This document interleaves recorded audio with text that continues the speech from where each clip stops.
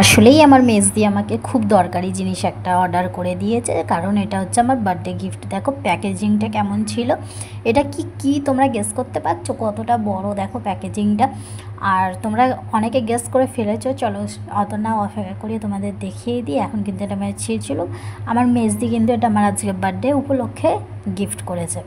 যাই হোক, এটা কিন্তু আমি এখন আনবক্সিং করব। আর এটা কিন্তু আমার ভিডিওর জন্য খুবই দরকার, যেহেতু আমি একা ভিডিও করি তোমরা সবাই জানো, তার জন্যই কিন্তু আমার এটা দরকার ছিল। আর আমার মেজদি বললো আমি তোকে এটা গিফট করব তোর হ্যাপি বার্থডেতে।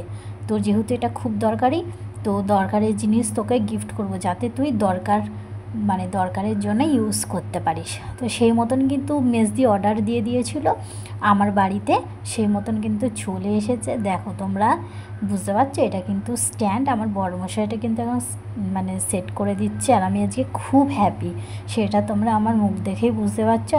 আর এর সাথে কিন্তু দুটো এটা দিয়েছিল। আর দেখো এখন কিন্তু সেট হয়ে গেছে। অবশ্যই এবার থেকে ভালো ভালো ভিডিও দেওয়ার চেষ্টা করব।